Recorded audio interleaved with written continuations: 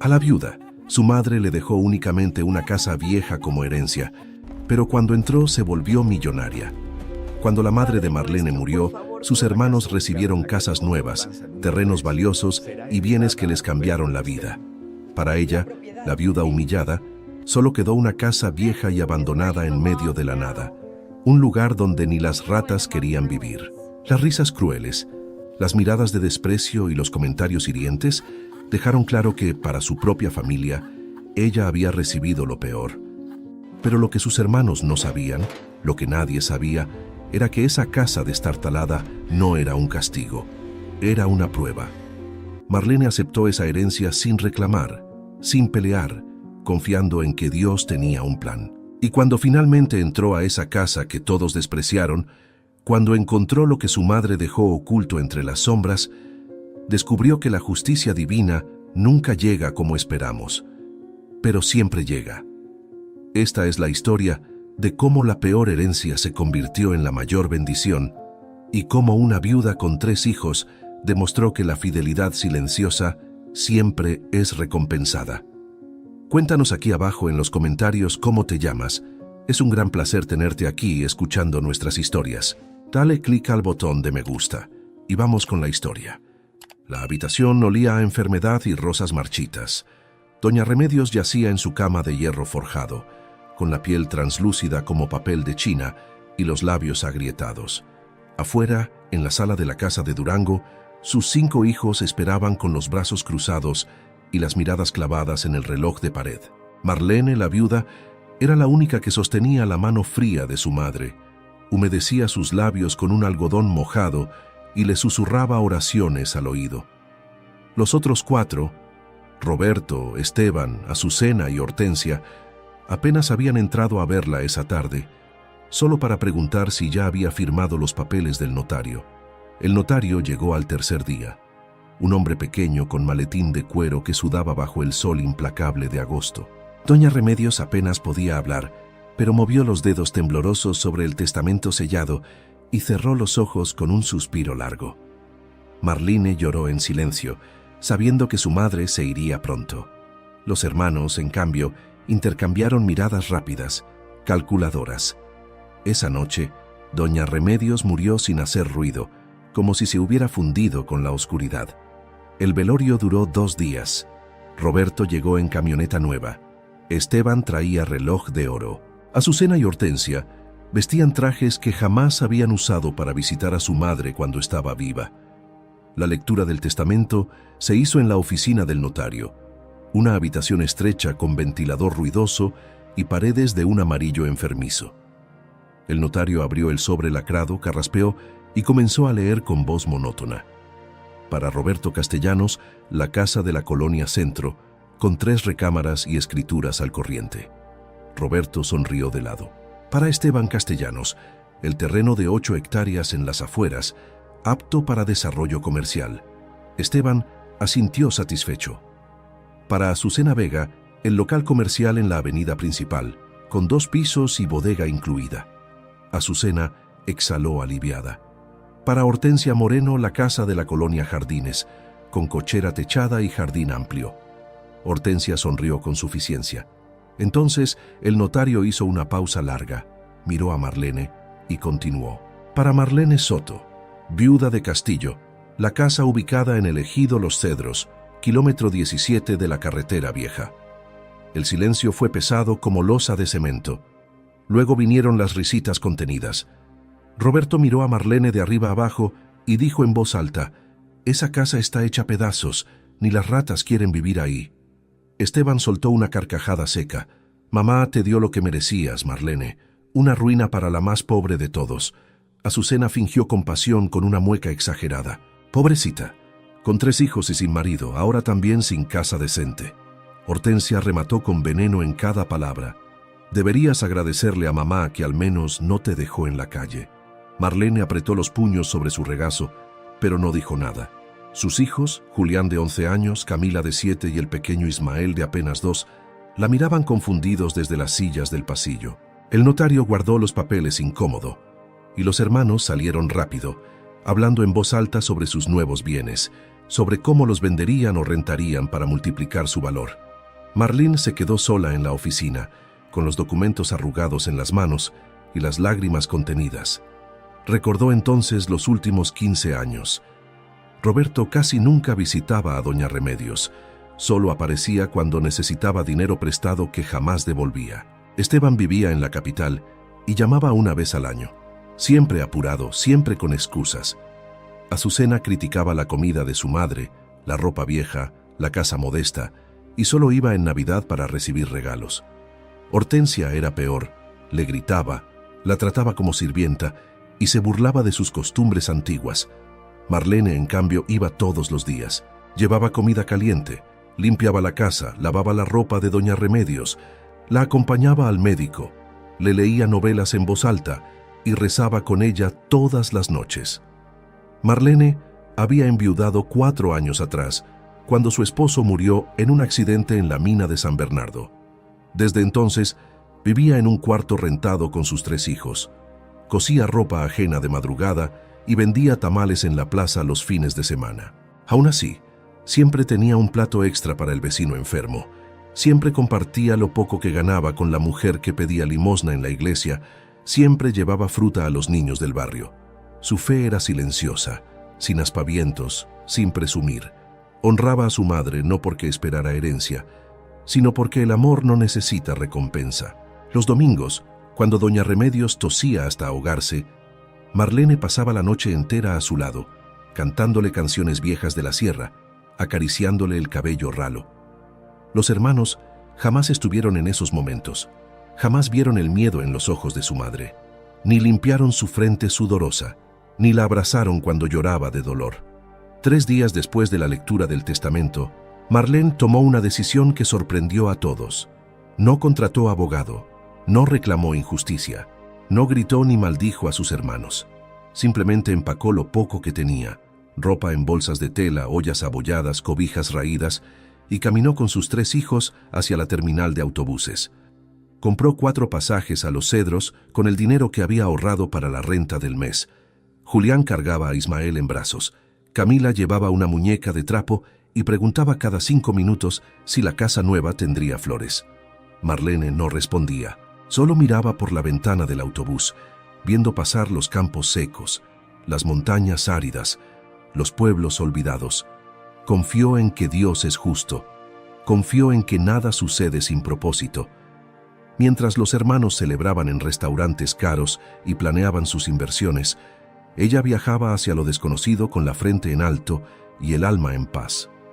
El autobús los dejó en un cruce polvoriento donde solo había un letrero oxidado que decía Ejido Los Cedros, 3 kilómetros. Marlene cargó a Ismael en la espalda. Julián llevó las bolsas y Camila caminó descalza porque sus zapatos se habían roto en el camino. El sol caía a plomo sobre sus cabezas. No había árboles, ni sombra, ni agua. Solo tierra seca y arbustos espinosos. Llegaron a la casa cuando el cielo ya se teñía de naranja. Era peor de lo que Roberto había descrito. Las paredes de adobe estaban agrietadas, el techo de lámina tenía huecos del tamaño de puños, la puerta colgaba de una sola bisagra. La maleza crecía hasta las ventanas sin vidrios. Adentro olía a humedad, a abandono, a años de silencio. Había murciélagos en las vigas, telarañas gruesas como cortinas y un piso de tierra apisonada lleno de piedras. Marlene dejó las bolsas en el suelo y se sentó en el marco de una ventana rota. Los niños se abrazaron asustados. Camila comenzó a llorar quedito. Julián apretaba los dientes para no quebrarse. Ismael dormía ajeno a todo. Marlene cerró los ojos y dejó que las lágrimas corrieran libres. No eran lágrimas de rabia, sino de cansancio, de dolor acumulado, de preguntas sin respuesta. ¿Por qué su madre le había dejado esto? ¿Por qué tanto esfuerzo, tanto amor, tanta entrega terminaban así?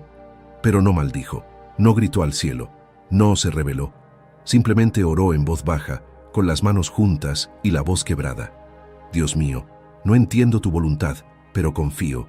Si esta es mi prueba, dame fuerzas. Si este es mi camino, guíame. Protege a mis hijos y ayúdame a no perder la fe. Afuera el viento aullaba entre los matorrales y el coyote solitario aullaba a lo lejos. Esa primera noche, Durmieron sobre las cobijas extendidas en el suelo, abrazados para darse calor. Marlene no pegó los ojos. Escuchaba cada crujido, cada susurro del viento, cada chirrido de insecto. Se preguntó cómo alimentaría a sus hijos, cómo repararía ese lugar, cómo sobrevivirían sin agua ni luz. Al amanecer, Julián salió a buscar leña seca. Camila juntó piedras lisas para hacer un círculo donde encender fuego. Marlene exploró la casa con cuidado, revisando cada rincón, buscando algo útil, algo que le diera esperanza. En el cuarto del fondo, detrás de una tabla suelta en la pared, encontró una caja de metal oxidada. Adentro había una carta doblada en 3, escrita con la letra temblorosa de su madre. Marlene se sentó en el suelo con las piernas cruzadas y desdobló el papel con dedos temblorosos. La carta comenzaba así: «Hija mía, si estás leyendo esto es porque ya me fui y porque aceptaste lo que te dejé sin reclamar. Sé que te duele, sé que no entiendes, pero necesito que sepas la verdad». Marlene siguió leyendo, y con cada línea su corazón latía más rápido. Su madre explicaba que había vivido una doble vida durante 30 años, que trabajó en silencio, ahorrando cada peso, comprando tierras poco a poco bajo otro nombre, levantando un negocio que nadie conocía, que los hermanos siempre la despreciaron por ser pobre, por vivir en casa modesta, por no tener lujos, que jamás le preguntaron cómo estaba, solo qué les podía dar. «Por eso les dejé casas y terrenos comunes», decía la carta, «porque solo ven el exterior, solo buscan lo fácil, solo quieren sin dar». Pero a Marlene le dejó algo distinto. «A ti, que me cuidaste sin esperar nada, que compartiste tu hambre, que honraste mi vejez, te dejo la verdad». La madre revelaba que era dueña de la hacienda San Elías, la más grande de la región, con 200 hectáreas de cultivo, ganado de engorda, bodega de granos y 50 empleados. Todo estaba a nombre de un fideicomiso que solo Marlene podía activar con la carta y los documentos legales guardados en una caja fuerte del Banco del Norte en Durango. La casa vieja del ejido era solo la llave, una última prueba. Necesitaba saber si seguirías siendo humilde, si aceptarías lo que parecía nada sin amargura. Y lo hiciste, hija. Por eso ahora todo es tuyo. Úsalo bien, sé justa. No te conviertas en lo que tus hermanos son. Marlene dejó caer la carta y se cubrió la boca con ambas manos. El llanto brotó con fuerza, pero esta vez era distinto. No era dolor, era asombro, era incredulidad. Era un alivio tan profundo que le dolían las costillas. Julián entró corriendo al escuchar los sollozos de su madre y la encontró arrodillada, temblando, con el papel apretado contra su pecho. «Mamá, ¿qué pasa?», preguntó alarmado. Marlene lo abrazó con fuerza, luego a Camila, luego besó la frente de Ismael, que despertó con los ojos hinchados. «Dios nos escuchó», susurró. «Dios nos escuchó». Al día siguiente, antes del amanecer, Marlene caminó de regreso al cruce, tomó el primer autobús a Durango y entró al banco con la carta arrugada y el corazón en la garganta. El gerente del banco, un hombre de traje gris con lentes gruesos, leyó la carta 2 veces, revisó los documentos del fideicomiso y levantó la mirada con respeto. «Señora Soto, todo está en orden. La hacienda San Elías es suya. Aquí están las escrituras, los contratos de los empleados, los estados de cuenta». Su madre fue muy cuidadosa. Nadie sabía de esto excepto yo y el abogado que redactó el testamento. Marlene firmó papeles durante 2 horas. Cuando salió del banco, ya no era la viuda humillada que mendigaba respeto. Era la dueña de la hacienda más próspera de la zona, con ingresos que superaban lo que sus hermanos ganarían en toda su vida. Pero no cambió. No compró ropa cara. No presumió. Regresó al ejido, recogió a sus hijos y los llevó a la hacienda con la misma humildad de siempre. La hacienda San Elías era impresionante. Portón de hierro con el nombre grabado, camino de grava bordeado de álamos, casa principal de 2 pisos con balcones de madera y techos de teja. Había establos limpios, corrales organizados, tractores nuevos, bodegas llenas de maíz y sorgo, un pozo profundo de agua cristalina. Los empleados, hombres curtidos por el sol, mujeres de manos fuertes, la recibieron con curiosidad y respeto. Marlene les habló con sencillez. Les prometió trabajo justo, salarios dignos y trato respetuoso. En 3 meses, organizó el negocio, renegoció contratos, mejoró las condiciones de los trabajadores y aumentó la producción. La hacienda floreció bajo su mano firme pero generosa. Marlene seguía siendo la misma. Rezaba por las mañanas, compartía comida con los empleados, ayudaba en la cosecha, enseñaba a leer a los hijos de los jornaleros. Su vida cambió, pero su carácter permaneció intacto. Los meses pasaron. Los hermanos, mientras tanto, habían despilfarrado su herencia. Roberto vendió la casa del centro para invertir en un negocio de importación que resultó ser fraude. Esteban perdió el terreno en una apuesta legal contra un desarrollador más astuto. Azucena cerró el local comercial tras acumular deudas que no pudo pagar.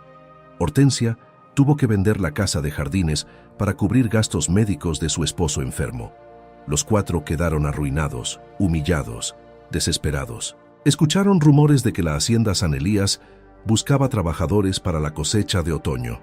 Sin opciones, sin orgullo que defender, decidieron ir juntos, ocultando sus verdaderos nombres, esperando que nadie los reconociera.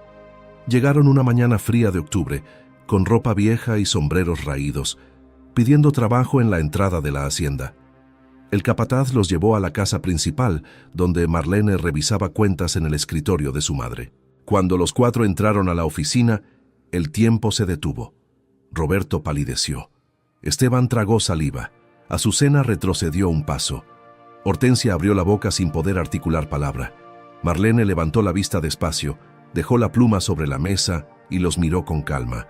No había rabia en sus ojos, no había triunfo, solo una tristeza profunda y una paz que dolía más que cualquier insulto. «Buscan trabajo», dijo con voz firme.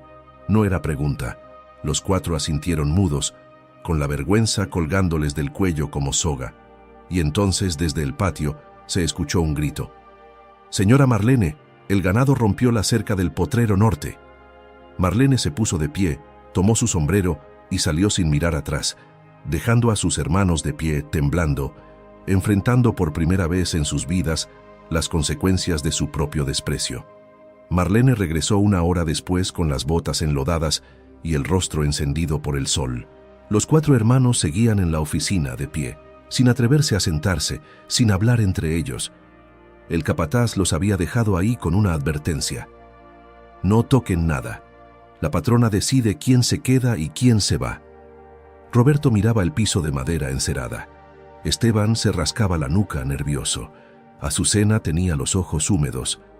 Hortensia apretaba los puños dentro de los bolsillos de su vestido remendado.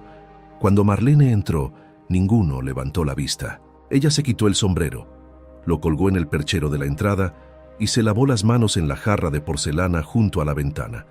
El silencio era tan denso que se podía masticar. «Siéntense», dijo Marlene sin mirarlos, señalando las sillas de madera frente al escritorio. Los 4 obedecieron como niños regañados.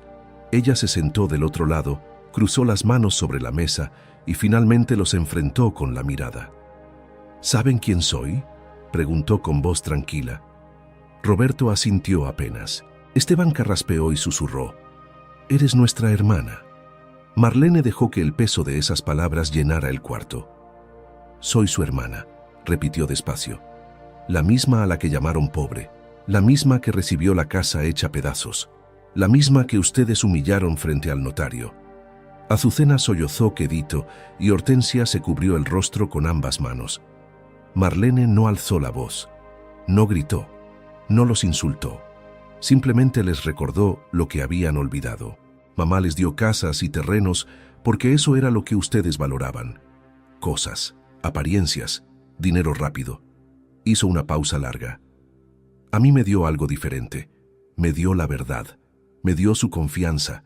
Me dio todo lo que construyó en secreto durante 30 años, porque sabía que yo no lo desperdiciaría, que no lo vendería por capricho, que lo usaría para cuidar, para dar trabajo, para honrar su memoria. Roberto levantó la vista por primera vez, con los ojos enrojecidos. «No sabíamos», murmuró. Marlene lo miró fijo. No sabían porque nunca preguntaron, nunca se quedaron a escuchar, nunca quisieron conocerla de verdad. Esteban se atrevió a hablar con voz quebrada. Perdimos todo, Marlene.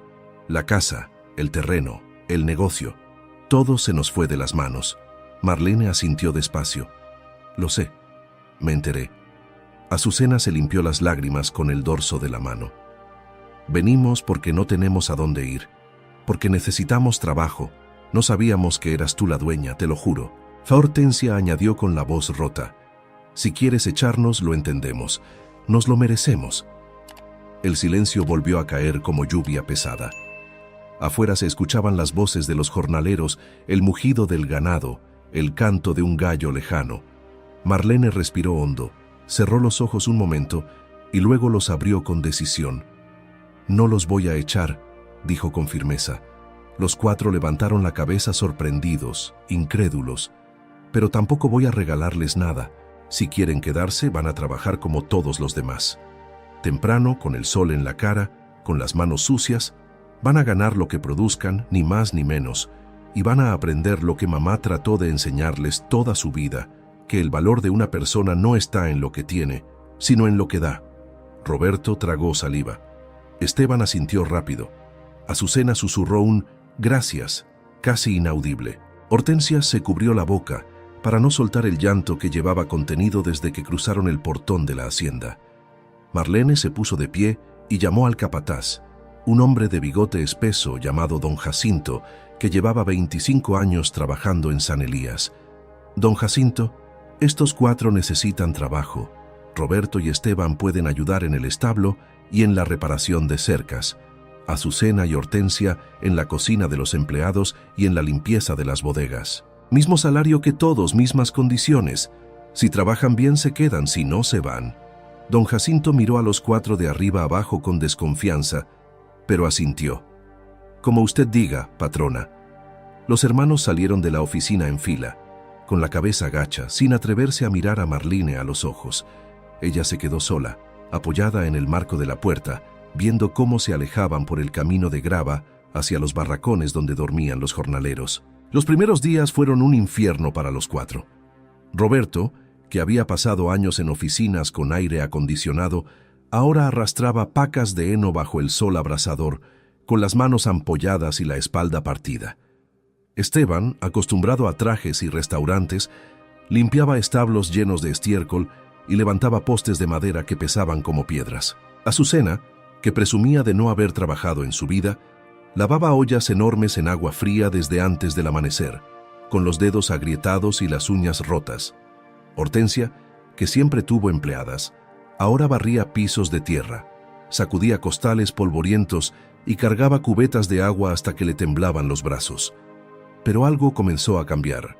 Los otros trabajadores, que al principio los miraban con recelo, empezaron a enseñarles trucos, a compartir agua fresca, a reírse de sus torpezas sin crueldad. Don Jacinto, duro pero justo, les mostraba cómo hacer las cosas bien, con paciencia inesperada. Y Marlene, sin hacer alarde, pasaba cada tarde por los lugares donde trabajaban, no para vigilarlos, sino para asegurarse de que estuvieran bien, de que tuvieran comida suficiente, de que nadie los maltratara. Nunca les hablaba directamente, pero su presencia era como un recordatorio constante. Ella había perdonado, pero no había olvidado. Una noche, después de 3 semanas, los 4 hermanos se reunieron en el patio común donde los empleados cenaban bajo un techo de palma. Compartían un plato de frijoles, tortillas y chile que sabía a gloria después de tanto trabajo. Roberto fue el primero en hablar, con la voz ronca de cansancio. «¿Se dan cuenta de lo que hicimos?». Esteban asintió despacio, mirando sus manos callosas. «La tratamos como basura, y ella nos está dando una oportunidad que no merecemos». Azucena se limpió una lágrima que rodó por su mejilla sucia. Mamá sabía. Por eso lo hizo así. Sabía que solo el golpe nos haría abrir los ojos. Hortensia, la más orgullosa de todos, la que más había herido a su madre con palabras crueles, dejó el plato a un lado y se cubrió el rostro. Yo la llamé vieja tonta, le grité que era una carga, y ahora resulta que era millonaria, que nos estaba probando y nosotros fallamos. El llanto de Hortensia fue el quiebre. Los 4 se abrazaron ahí, bajo las estrellas del desierto, entre el olor a tierra mojada y leña quemada, reconociendo por primera vez en sus vidas que habían sido ciegos, egoístas, crueles, que su madre había sido sabia, justa y misericordiosa incluso en su muerte, y que Marlene, la hermana que despreciaron, era más grande que todos ellos juntos. Esa noche no durmieron. Hablaron hasta el amanecer, recordando momentos que habían ignorado. Las veces que su madre les pidió ayuda y ellos dijeron estar ocupados, las navidades que pasaron sin visitarla, las llamadas que nunca hicieron, el amor que rechazaron porque era más cómodo vivir lejos, sin responsabilidades, sin compromiso. Al día siguiente, muy temprano, antes de que saliera el sol, los cuatro caminaron juntos hacia la casa principal. Marlene estaba en la cocina, preparando el desayuno de sus hijos. Julián leía en la mesa, Camila dibujaba con lápices de colores e Ismael jugaba con unos bloques de madera en el suelo. Cuando los cuatro entraron por la puerta trasera, Marlene levantó la vista del comal donde volteaba las tortillas. No dijo nada, solo esperó. Roberto dio un paso al frente, se quitó el sombrero y lo apretó entre sus manos temblorosas. Marlene, venimos a pedirte perdón, de rodillas si es necesario. Esteban continuó con la voz quebrada. No hay excusa para lo que hicimos. No hay palabras que borren el daño, pero necesitamos que sepas que lo entendimos, que estamos arrepentidos, que nos avergüenza lo que fuimos. Azucena sollozaba sin control. Tú siempre estuviste para mamá. Tú le diste todo, y nosotros te tratamos como si fueras nada. Perdónanos, por favor. Hortensia, la última en hablar, cayó de rodillas en el piso de madera. Yo fui la peor de todos, la más cruel, la más soberbia. Perdóname, hermana, perdóname aunque no lo merezca. Marlene dejó la tortilla en el comal, se limpió las manos en el delantal y caminó hacia ellos despacio. Se agachó frente a Hortensia, le tomó el rostro con ambas manos y la obligó a mirarla a los ojos. «Levántate», dijo con suavidad. «No quiero verte de rodillas, eres mi hermana». Luego miró a los otros tres y añadió, «Todos lo son. Y mamá no nos enseñó a odiar, nos enseñó a perdonar». Roberto dejó escapar un sollozo entrecortado. Esteban se cubrió los ojos con el brazo. Azucena abrazó a Marlene con fuerza, temblando. Hortensia se aferró a las manos de su hermana como si fueran lo único real en el mundo. «Los perdono», dijo Marlene con voz firme, «porque Dios me perdonó a mí primero, porque mamá me enseñó que la venganza envenena el alma, porque ustedes son mi sangre y no voy a cargar rencor el resto de mi vida». Hizo una pausa y los miró uno por uno. «Pero el perdón no borra las consecuencias. Van a trabajar, van a sudar, van a aprender lo que es ganarse el pan con dignidad. Y si algún día recuperan lo que perdieron, será porque ustedes lo construyeron, no porque yo se los regalé». Los cuatro asintieron, limpiándose las lágrimas, aceptando las condiciones, entendiendo que el perdón no era debilidad, sino la fuerza más grande que existe. Los meses siguientes fueron de transformación profunda. Roberto dejó de ser el hombre arrogante que presumía dinero ajeno y se convirtió en un trabajador callado, humilde, que aprendió a valorar cada peso ganado. Esteban dejó de buscar atajos y empezó a construir con sus propias manos, con orgullo genuino en su esfuerzo. Azucena descubrió que tenía talento para la cocina y comenzó a preparar comidas que los empleados celebraban, sintiendo por primera vez en su vida el placer de servir sin esperar aplausos. Hortensia, la más quebrada de todos, encontró en el trabajo duro una forma de redención, y poco a poco su rostro amargo se suavizó hasta mostrar algo parecido a la paz. Marlene nunca les recordó su pasado, nunca les echó en cara lo que habían hecho. Simplemente los trató con justicia, les pagó lo justo, los corrigió cuando era necesario y los animó cuando trabajaban bien. La hacienda San Elías prosperó aún más bajo su liderazgo. Los empleados la respetaban porque era firme pero compasiva, exigente pero generosa. Los proveedores la buscaban porque era honesta en sus tratos. Los vecinos del pueblo la admiraban porque daba trabajo digno y compartía sus ganancias con proyectos comunitarios. Una escuela nueva, un pozo de agua para el ejido, despensas para las familias más necesitadas. Un año después, en el aniversario de la muerte de Doña Remedios, Marlene organizó una misa en la capilla del pueblo. Toda la familia estuvo presente. Los 4 hermanos, ahora bronceados y con manos curtidas, se sentaron junto a Marlene y sus hijos en la primera banca. El padre Eusebio, anciano de voz suave, habló sobre el perdón, sobre la justicia divina, sobre cómo Dios premia la fidelidad silenciosa y humilla el orgullo vacío.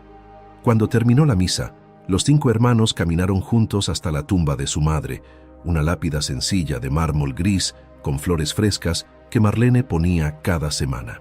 Roberto fue el primero en hablar con la voz entrecortada. «Mamá, lo siento. Entendí demasiado tarde». Esteban añadió, «Gracias por enseñarnos, aunque tuviera que ser así». Azucena dejó caer pétalos de rosa sobre la tumba. «Te honraré mejor cada día». Hortensia se arrodilló y besó la piedra fría. «Perdóname, mamá, y gracias por darme una hermana como Marlene». Marlene, de pie junto a ellos, miró el cielo azul sin nubes y susurró, «Descansa en paz, mamá. Hiciste justicia sin levantar la mano. Enseñaste sin gritar. Amaste sin condiciones. Tu herencia no fue el dinero, fue la lección». Cuando regresaron a la hacienda, el sol ya se ocultaba detrás de las montañas, tiñendo el cielo de naranja y púrpura.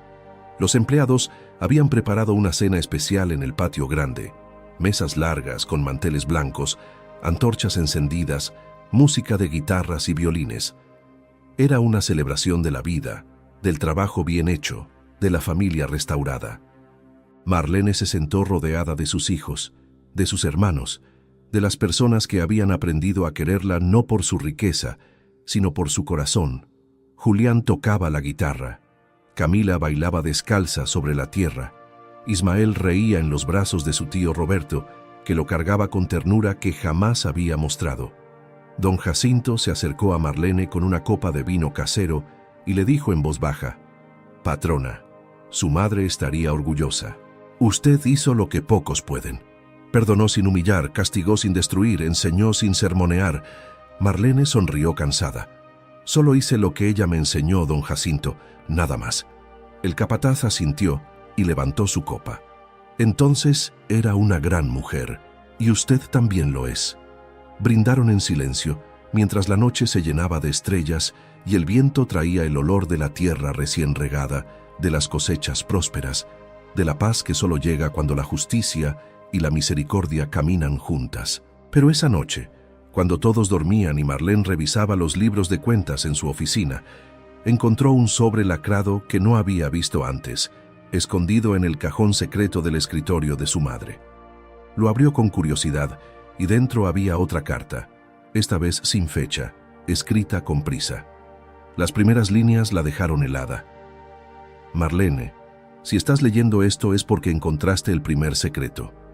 Pero hay algo más, algo que ni siquiera el abogado sabe, algo que cambiará todo otra vez». Marlene leyó la carta 3 veces bajo la luz amarillenta de la lámpara de aceite, con el corazón golpeándole las costillas. La letra de su madre temblaba en las últimas líneas, como si hubiera escrito con urgencia, con miedo de que alguien la descubriera. «Hija, cuando compraste las tierras del norte hace 5 años, yo también compré algo que nadie sabe, ni el banco, ni el notario, ni tus hermanos. Compré la mina abandonada de San Elías, la que está detrás del Cerro Grande, a 8 kilómetros de la hacienda. La gente cree que está seca, que no vale nada. Pero no es cierto. Contraté a un ingeniero de Chihuahua, un hombre discreto que me debía un favor. Él hizo estudios secretos. Marlene, hay vetas de plata sin tocar, toneladas, suficiente para 3 generaciones. Los papeles están en una caja enterrada junto al pozo viejo, el que está cubierto de piedras. 3 metros hacia el norte, 1 metro de profundidad. Ve sola. No le digas a nadie hasta que estés segura. Y recuerda, lo que Dios da, Dios lo protege, pero también lo prueba». Marlene dejó caer la carta sobre el escritorio y se llevó las manos a la boca.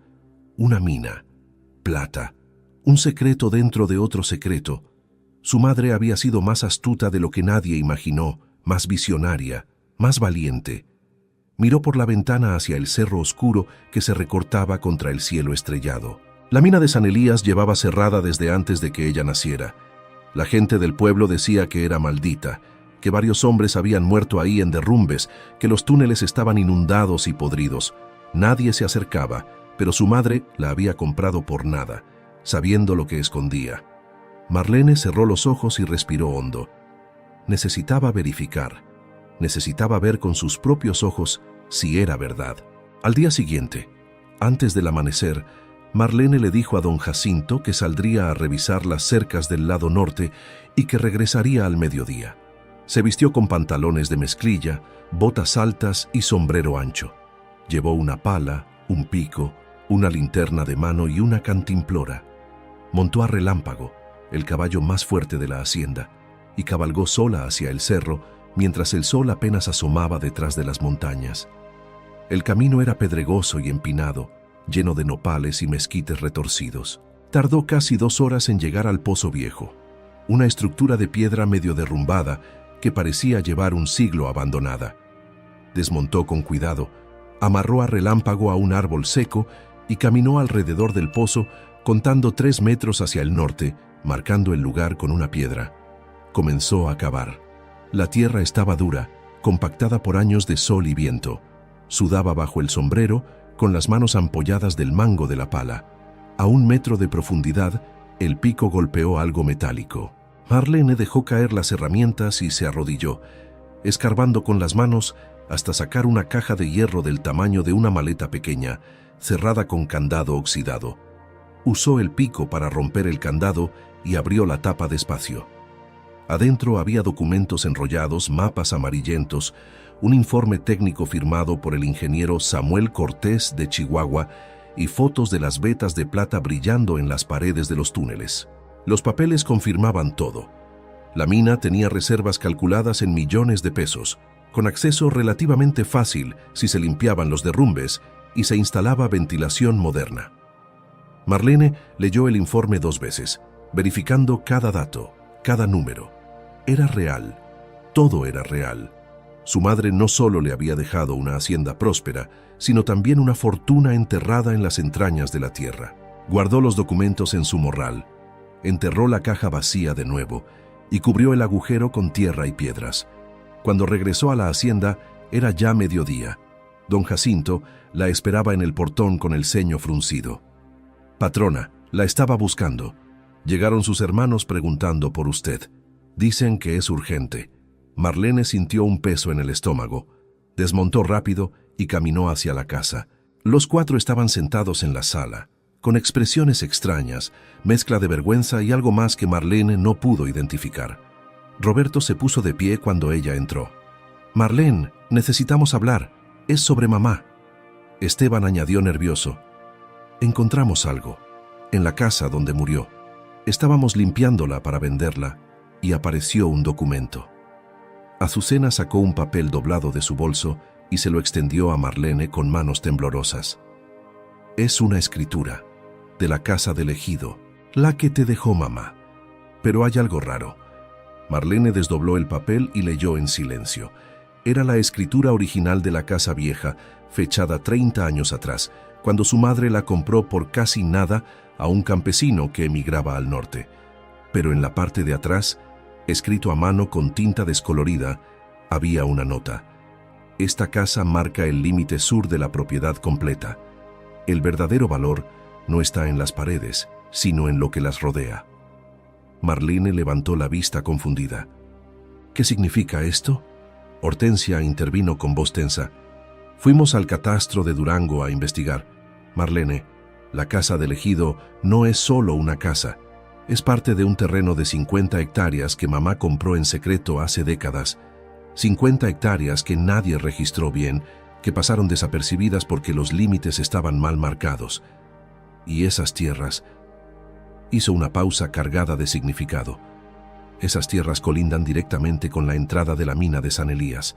Quien controle esa casa, controla el acceso principal a la mina».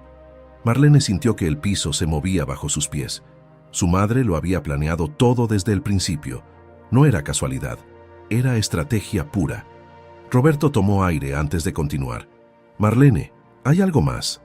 Ayer llegó un hombre a la hacienda buscándote. Un empresario de Monterrey llamado Gustavo Elizondo. Dijo que representa a una compañía minera internacional. Quiere comprar terrenos en esta zona porque tienen información de que hay minerales valiosos. Ofreció mucho dinero. Millones. Esteban añadió: le dijimos que volvieras mañana, pero nos preocupa. Ese hombre no parecía de los que aceptan un no por respuesta. Azucena se mordió el labio. ¿Sabías algo de esto, Marlene? ¿Sabías que la mina tiene valor? Marlene los miró uno por uno, midiendo sus palabras, decidiendo cuánto revelar. Encontré una carta de mamá anoche. Ella sabía de la mina. La compró hace años. Y sí, tiene plata, mucha. El silencio cayó como yunque. Los 4 hermanos se miraron entre sí, procesando la información. Roberto fue el primero en reaccionar, con voz suave, sin rastro de codicia. ¿Y qué vas a hacer? Marlene se sentó en el sillón frente a ellos, con los documentos del morral apretados contra su pecho. No lo sé todavía, pero necesito pensarlo bien, y necesito que confíen en mí. Hortensia asintió rápido. Confiamos. Esta vez sí confiamos. Esa tarde, Gustavo Elizondo llegó sin avisar. Era un hombre alto, de traje gris impecable, lentes de sol caros y sonrisa de tiburón. Llegó en una camioneta negra con vidrios polarizados, acompañado de 2 hombres fornidos que claramente eran guardaespaldas. Don Jacinto lo recibió en la entrada con desconfianza, pero el hombre insistió en hablar con la patrona personalmente. Marlene lo recibió en la oficina, con sus hermanos presentes a pedido de ella. Elizondo se sentó sin que lo invitaran, cruzó las piernas y fue directo al grano. Señora Soto, voy a ser franco. Sé que usted es dueña de la hacienda San Elías. También sé que su madre compró tierras alrededor, incluyendo una casa en el ejido Los Cedros. Y sé que esas tierras son estratégicas. Marlene no mostró ninguna emoción. ¿Estratégicas para qué? Elizondo sonrió con suficiencia. Para acceder a la mina vieja. Esa mina que todos creen muerta, pero que tiene reservas importantes de plata. Mi compañía está dispuesta a pagar bien. Muy bien. 10 millones de pesos por las tierras del ejido. 15 millones por los derechos de acceso a la mina. 25 millones en total. Efectivo, sin complicaciones. Roberto contuvo el aliento. Esteban se agarró del borde de la silla. Azucena y Hortensia se miraron incrédulas. Era una fortuna, más dinero del que cualquiera de ellos vería en toda su vida. Pero Marlene no pestañeó. ¿Y si digo que no? Elizondo dejó de sonreír. Entonces tendríamos un problema, porque la compañía que represento no acepta negativas fácilmente. Podríamos buscar otras formas de acceder a la mina, rodear sus tierras, comprar propiedades vecinas, hacer las cosas complicadas para usted. La amenaza flotó en el aire como humo tóxico. Marlene se inclinó hacia adelante, mirándolo directo a los ojos. Salga de mi propiedad. Ahora. Elizondo se puso de pie despacio, acomodándose el saco. Es una lástima. Pensé que era usted una mujer inteligente.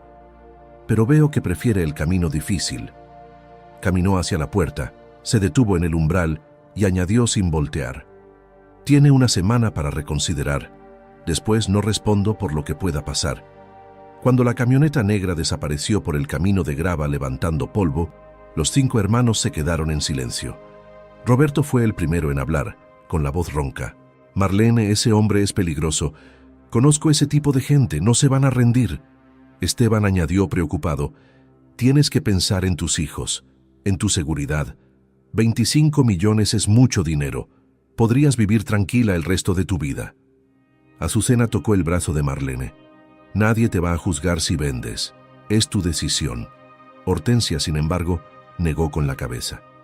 No, mamá no nos dejó esto para que lo vendiéramos al primer matón que amenazara. Nos lo dejó para protegerlo, para usarlo bien.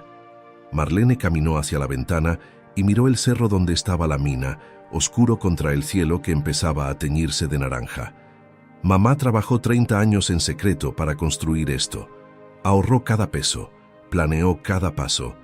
Me dejó todo a mí porque sabía que yo no lo desperdiciaría, que no me dejaría intimidar, que no vendería nuestra historia por dinero fácil.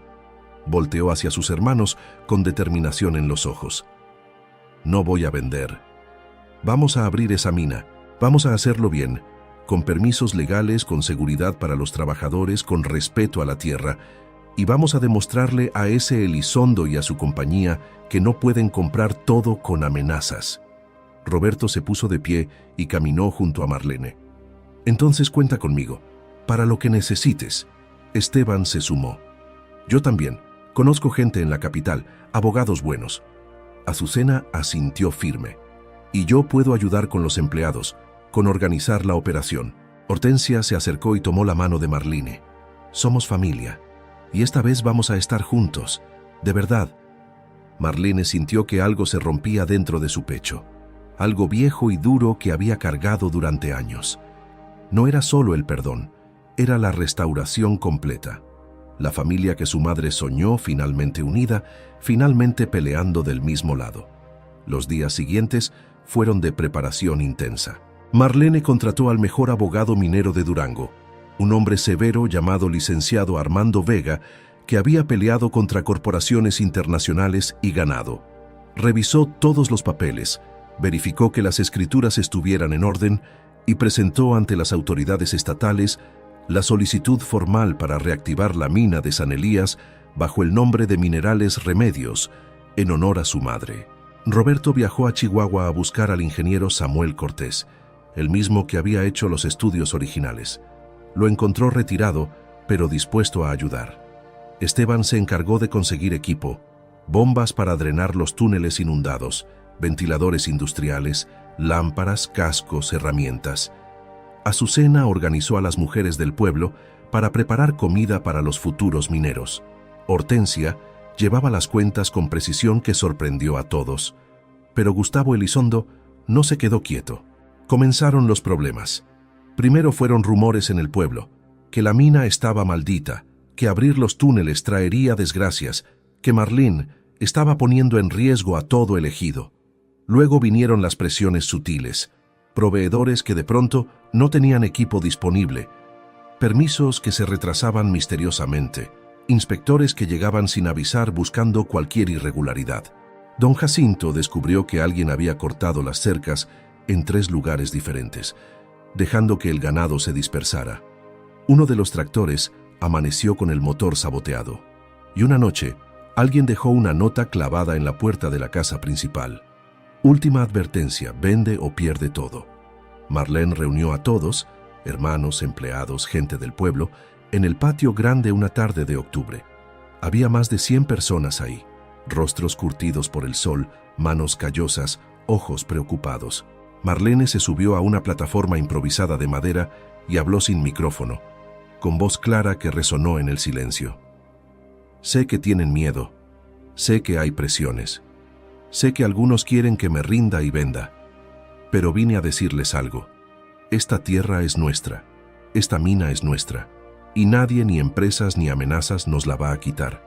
Mi madre luchó toda su vida para dejarnos algo real, algo que pudiera dar trabajo y dignidad a nuestras familias.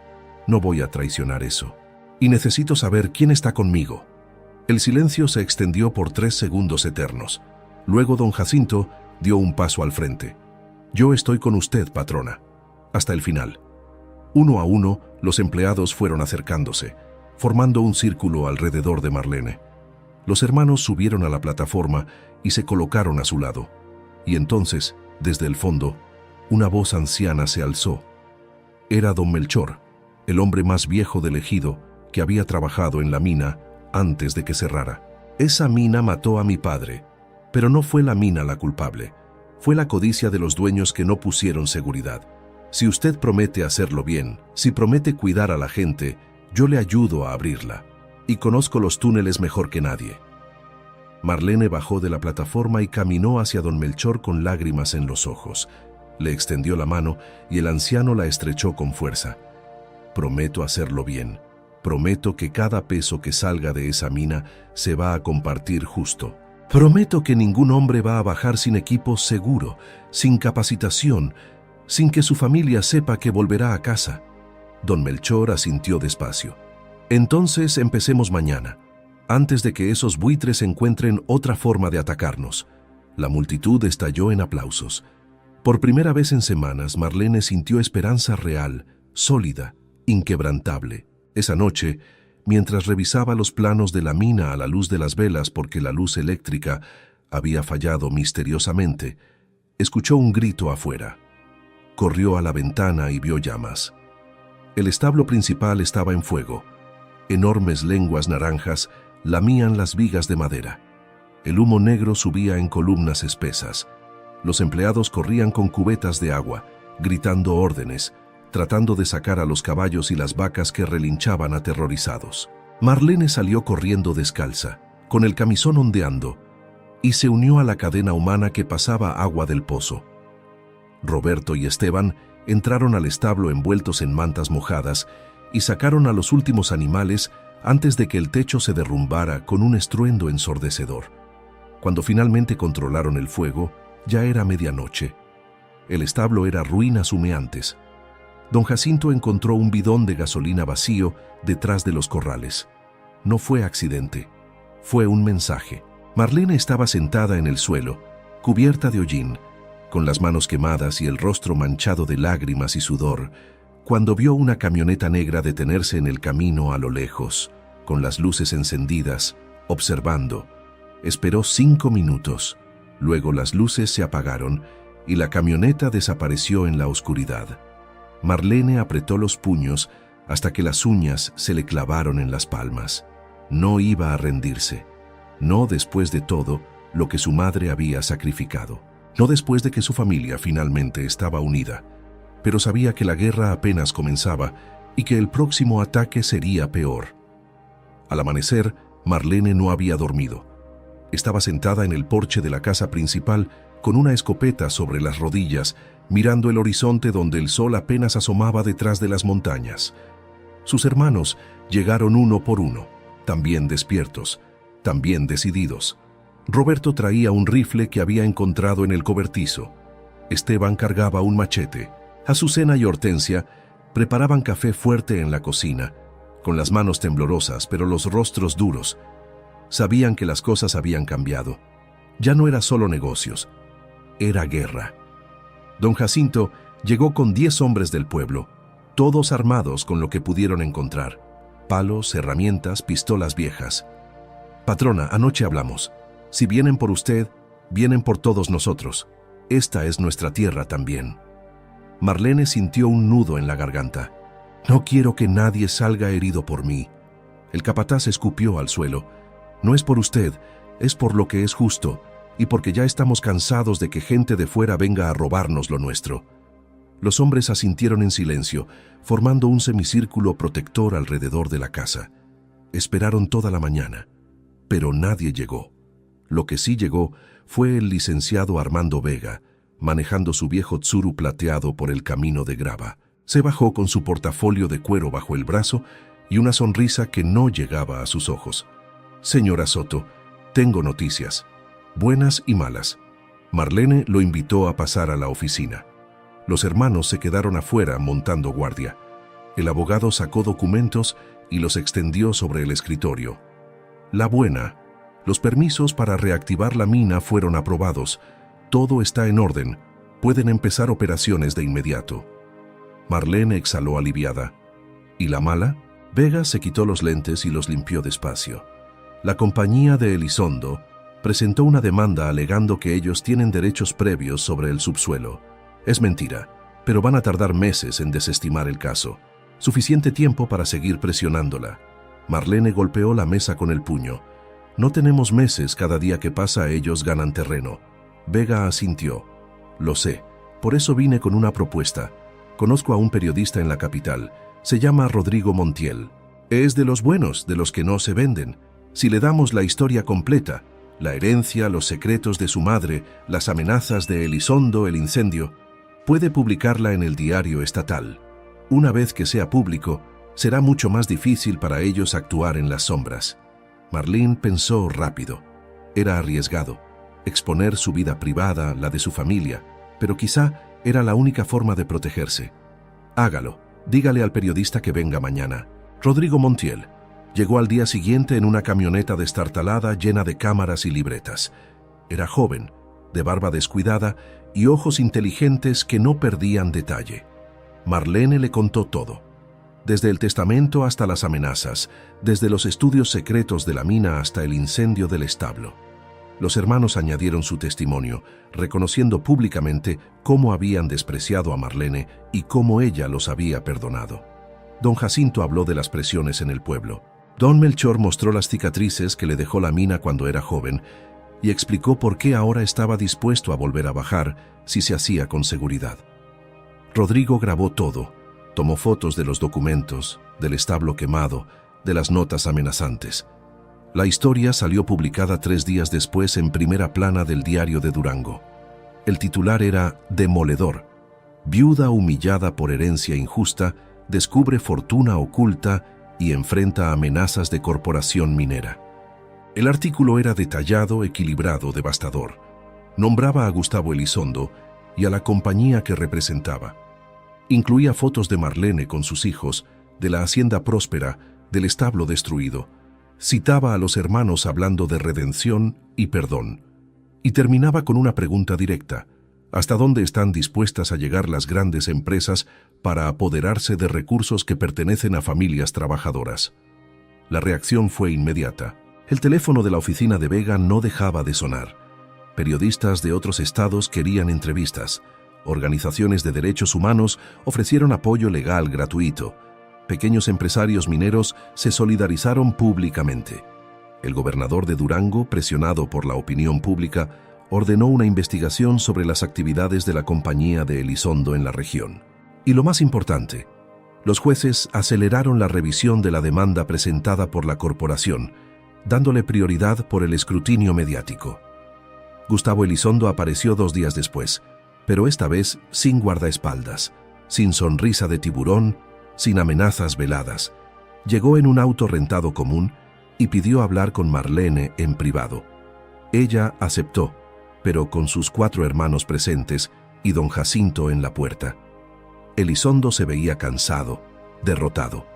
«Señora Soto, vine a disculparme y a retirar la demanda». Marlene no dijo nada, solo esperó. La casa matriz en Monterrey me ordenó cerrar este asunto. Dice que el costo político es demasiado alto, que no vale la pena pelear contra una viuda que se volvió heroína popular. Su voz tenía un toque de amargura. Usted ganó, tiene su mina, sus tierras, su historia de Cenicienta que los periódicos adoran. Marlene se inclinó hacia adelante. No fue una historia de Cenicienta, fue 30 años de trabajo silencioso de mi madre. Fue soportar humillaciones. Fue perdonar cuando habría sido más fácil odiar. Fue confiar cuando todo parecía perdido. Elizondo asintió sin mirarla a los ojos. Como sea, la compañía ya no tiene interés en esta región. Nos vamos. Se puso de pie para irse, pero Roberto lo detuvo con una pregunta. ¿Usted ordenó el incendio? Silencio pesado. Elizondo tragó saliva. Yo no di esa orden directamente, pero sabía que podía pasar, y no lo detuve. Eso me hace culpable. Hortensia habló con voz dura. Podríamos denunciarlo, meter a la policía. Elizondo asintió. Podrían, y probablemente deberían. Pero Marlene levantó la mano. Váyase, y no vuelva. Esa es la única gracia que va a recibir de mí.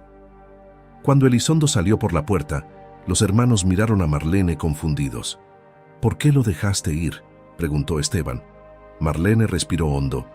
Porque la venganza no reconstruye establos. Porque mamá me enseñó que la justicia verdadera no siempre es la cárcel. A veces es dejar que la persona viva con lo que hizo. Y él va a vivir sabiendo que perdió contra una viuda con 3 hijos y una familia que finalmente aprendió a estar unida. Azucena abrazó a su hermana. Cada día te pareces más a mamá. Marlene sonrió cansada. Ojalá pueda llegar a ser la mitad de lo que ella fue. Con los permisos aprobados y las amenazas disueltas, comenzó el trabajo real.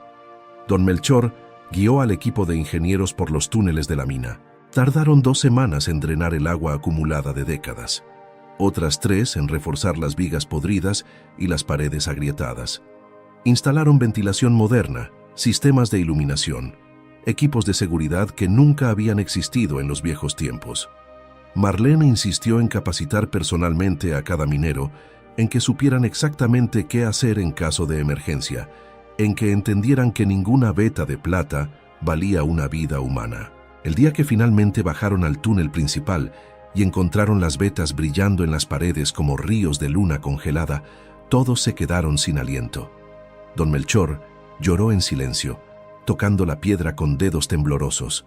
Es tal como la recordaba, pero esta vez vamos a hacerlo bien. Roberto, Esteban, Azucena y Hortensia trabajaron junto a los mineros esa primera semana, no como patrones, sino como parte del equipo. Cargaron sacos, limpiaron escombros, aprendieron a manejar herramientas. Querían entender desde adentro lo que significaba ganarse el sustento con las manos, con el sudor, con la dignidad del esfuerzo. La primera extracción de plata fue modesta, pero simbólica. 500 kilos que vendieron a un comprador de Zacatecas por un precio justo. Con ese dinero, Marlene hizo lo que su madre habría querido. Pagó salarios completos a todos los empleados, reparó el establo quemado con materiales mejores que los originales, compró equipo médico para la clínica del pueblo y becó a 20 niños del ejido para que pudieran seguir estudiando. Los hermanos no pidieron ni un peso. Trabajaban por salario igual que todos, comían en el mismo comedor, dormían en los mismos barracones cuando había turnos dobles. 6 meses después, Minerales Remedios era la empresa más respetada de la región. No por su tamaño, sino por su forma de operar. Marlene implementó un modelo donde los trabajadores recibían un porcentaje de las ganancias, además de su salario. Contrató a mujeres para puestos administrativos y técnicos. Estableció horarios que permitían a los padres estar con sus hijos. Nunca exigió horas extras sin pagarlas. Nunca escatimó en seguridad. Y cada decisión importante se discutía en asamblea donde todos podían opinar. Los empresarios de otras minas la criticaban por ser demasiado generosa, por regalar dinero. Pero Marlene no cedía. Si mi madre construyó esto en silencio durante 30 años, yo lo voy a honrar haciendo las cosas como se deben hacer. Una tarde de primavera, un año después de abrir la mina, Marlene estaba en el cementerio del pueblo limpiando la tumba de su madre. Quitaba las hojas secas, ponía flores frescas de bugambilla, regaba las plantas que crecían alrededor. Sus hermanos llegaron sin avisar, cada uno con un ramo diferente. Se arrodillaron junto a ella en silencio y comenzaron a ayudar. Cuando terminaron, se sentaron en la tierra todos juntos, mirando la lápida que ahora tenía una inscripción nueva que Marlene había mandado grabar. Remedios Castellanos, Madre Sabia, Mujer Visionaria. Nos enseñó que el verdadero tesoro no es el oro ni la plata, sino el carácter forjado en el fuego de la prueba. Roberto habló primero con voz ronca. Ojalá pudiera decirle que lo entendimos, que valió la pena su plan. Esteban añadió que sus hijos finalmente se hicieron hermanos de verdad. Azucena se limpió las lágrimas. Que aprendimos que el perdón duele, pero libera. Hortensia terminó que Marlene fue la mejor de todos nosotros y que tuvo la gracia de no restregárnoslo en la cara. Marlene tomó las manos de sus hermanos, formando un círculo alrededor de la tumba. Mamá siempre supo lo que hacía. Cada herencia fue exacta. Ustedes recibieron lo que valoraban para que aprendieran que se puede perder. Yo recibí lo que parecía nada para que aprendiera que Dios multiplica lo poco cuando se usa con justicia.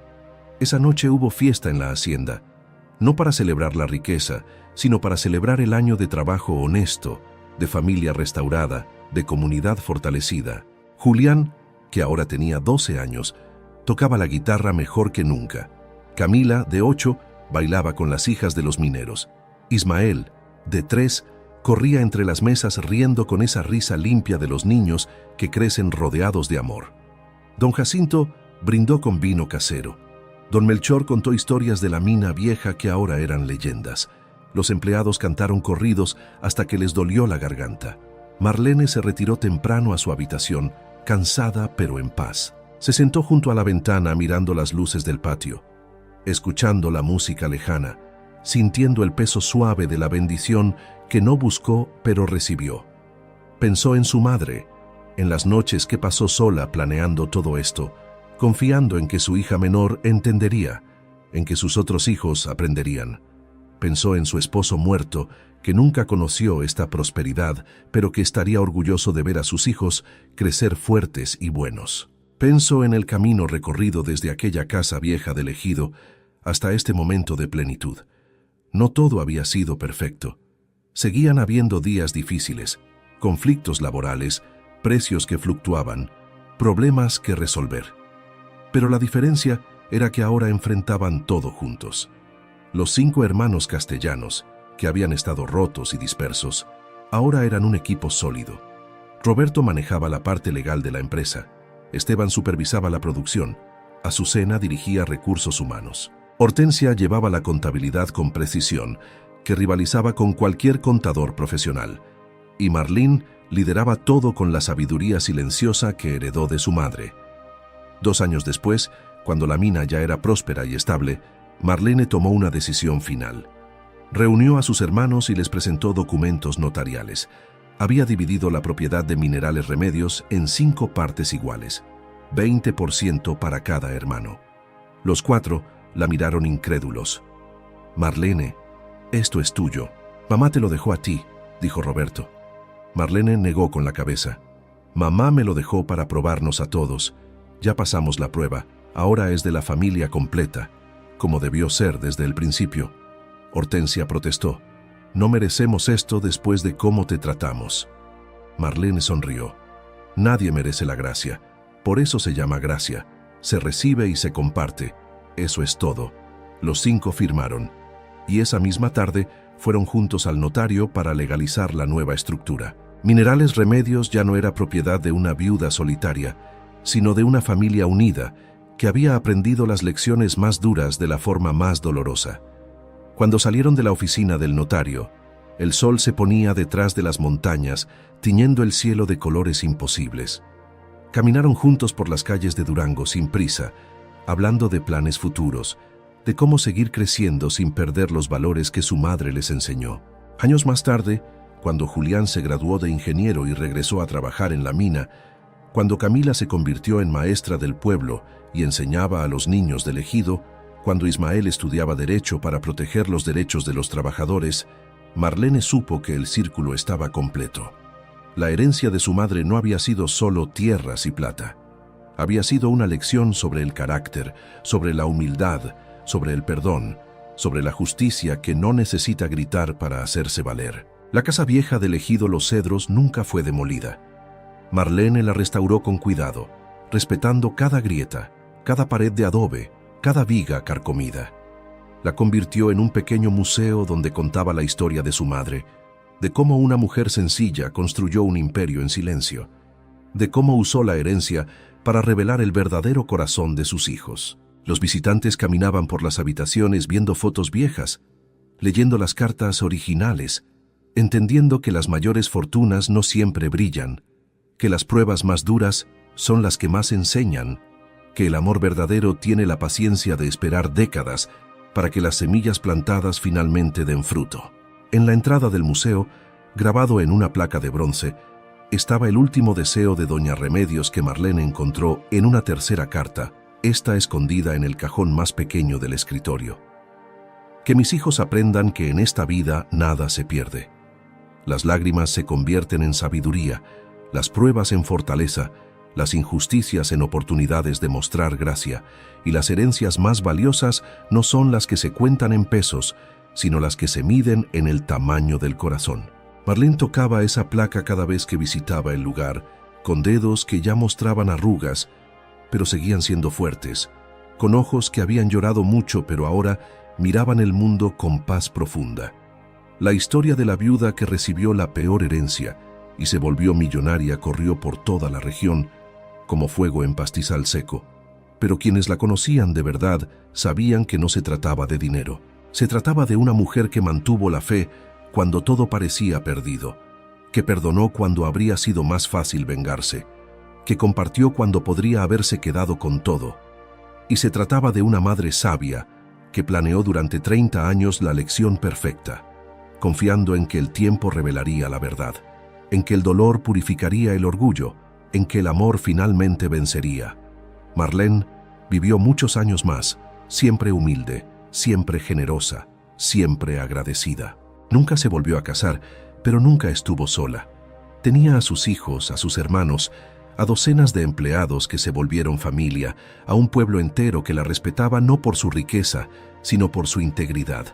Y cada noche, antes de dormir, murmuraba la misma oración que repetía desde aquella primera noche en la casa abandonada del ejido. Gracias, Dios, por no darme lo que pedí, sino lo que necesitaba, por enseñarme que tus caminos son más altos que los míos, por usar incluso el dolor para forjar algo hermoso.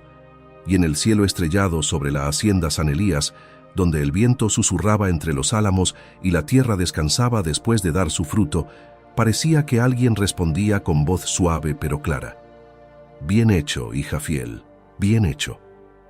Esta historia nos enseña que las pruebas más duras no son castigos, sino oportunidades disfrazadas que Dios usa para revelar nuestro verdadero carácter.